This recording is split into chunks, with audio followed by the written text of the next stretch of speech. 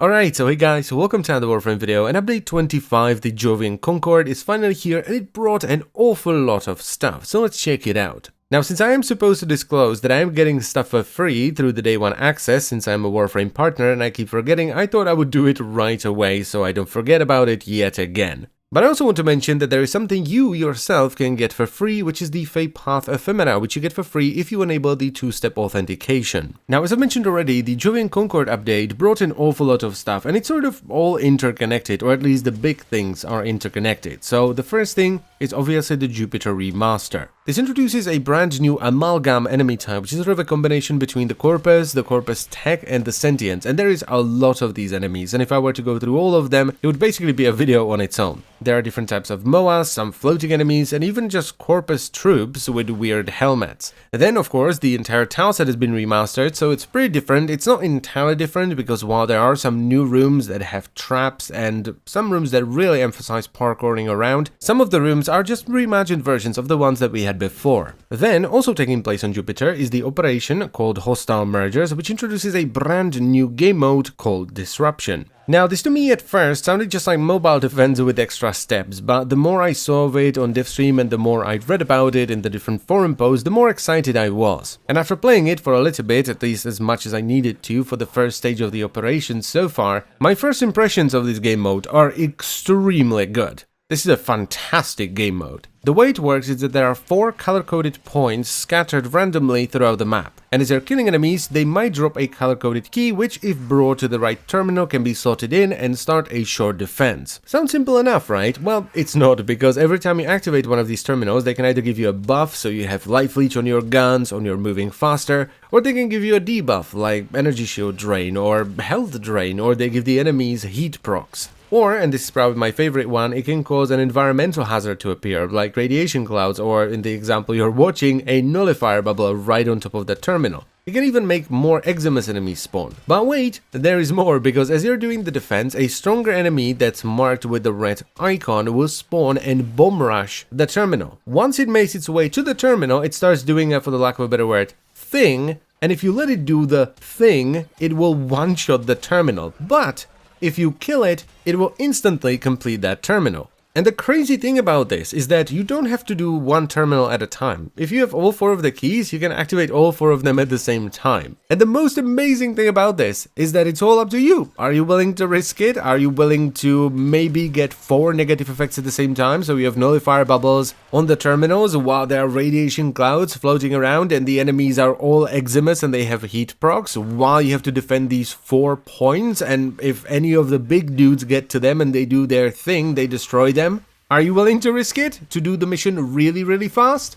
Well, you decide. It just feels really good. It's nice and fast. It's just awesome. I can't wait to play more of it. Now, the way the operation works is that you have 3 basic missions. The first one is of a 15 to 20, where you only have to do 1 round, and once you complete it, you will get the Hostile Mergers emblem. The second one is a little bit harder. It's of a 20 to 25, and you also have to do 2 rounds, so you have to do each terminal twice, and if you finish this one, you will get the Hostile Mergers sigil. And the third and final one is of a 25 to 35, so once again a little bit harder, and here you have to do 3 rounds, so you have to do each terminal 3 times. And once you finish this one, you will get the final sort of basic reward, which is an aura forma, which will polarize an aura slot to fit every aura in the game, regardless of its polarity. And once you finish the 3 basic ones, you will finally unlock the endurance version of the game mode, which is of a 40 to 50, where you will grind towards the final 2 goals. Those being the Spectra Vando at 1000 points and the Glaxian Vando at 4000 points. After that, we have 3 new guns, the first one being the Fulmin, which is Wisp's signature primary, which is essentially a thunder shotgun that can also switch into an electric rifle, and it uses rifle mods.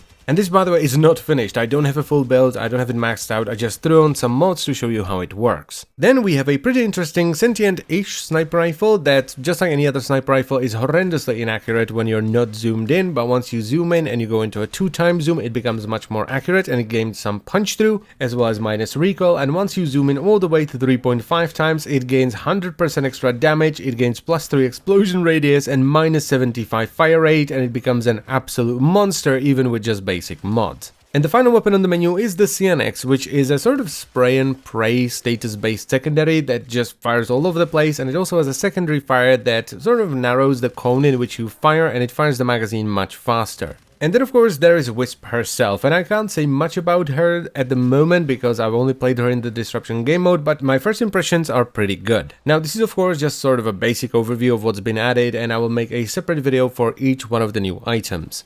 Okay, now when it comes to acquiring Wisp, you get her from the new assassination that also takes place on Jupiter, and this is why I said that sort of the big things are interconnected. The target of this assassination is the new flying Eidolon, the Ropalolyst, or as I decided to call him, the Ropaloly. Now I'm gonna show you how to do this boss fight, but I can't show you everything because it's kind of hard to avoid spoilers there, okay, so bear with me. So the boss fight starts by you accessing an elevator and the Ropaloly swooping in and being all like, "Rah, I'm the Ropaloly, fear me," right? So once you finally load in, there is a conduit on the left, conduit up front, and conduit to the right.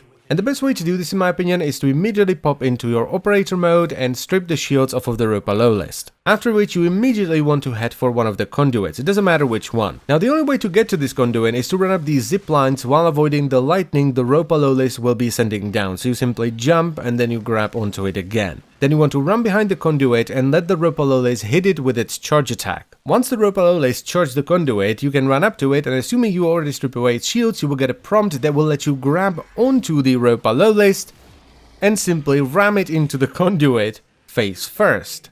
Just like so. Bam. And to finish this fight, you will have to do this 3 times. And now the first 2 times you do this, you will then have to destroy the Eidolon Cyanova, right? Those are like the weak points that all the Eidolons have. Once you do that, you will press a button that's on a console nearby, which will fry the Eidolon and throw you back to phase 1. But once you do it for the 3rd time, what you have to do is damage the Eidolon so that it loses all of its health, which will stagger it, and then you have to press the button before it recovers and goes back to full health. And that's it. Just exit the mission and you will get a piece of the Wisp as well as a random amalgam mod for a random weapon. So those are kind of like all the big things, but there are some smaller things that are definitely worth mentioning as well. So number 1, the random mod packs from the market are gone and they've been replaced with essential mod packs. And these are essentially, haha, funny joke, just starter packs, so they have a little bit of endo as well as a little bit of credits and then whatever is advertised on the box, so either base damage mods, cold mods, crit mods, electricity mods, heat mods or toxin mods. You can also access all your syndicates from the ship now, so there are the basic 6 syndicates. You can also see the Cetus syndicates, the Fortuna syndicates, as well as the miscellaneous syndicates, and if you click on any of the syndicates, you can simply click visit, which will teleport you straight to them. There is a new refinement system for relics and the UI is completely different. Heavy units can now drop heavy ammo, so you can actually run around with an arc gun, and things like bombards, corpus techs, napalms, heavy gunners and ancients will drop ammo for you. There's a new extraction screen. We now have the 2-color system on our frames. We got a bunch of weapon changes, and the Eidolon bounties from Konzu now give you Cetus rep, and I could just go on and on and on listing things off because yeah, this was a pretty big update. Oh yeah, one thing that I almost forgot about and I do actually want to mention is that there's a bunch of new set mods that drop all over Jupiter, as well as a new resource. So as I've said, there's a lot of stuff, but I think I've been rambling for long enough, so I thank you very much for watching. As always guys, I hope you've enjoyed the video and it was helpful, and I will see you next time. Bye bye.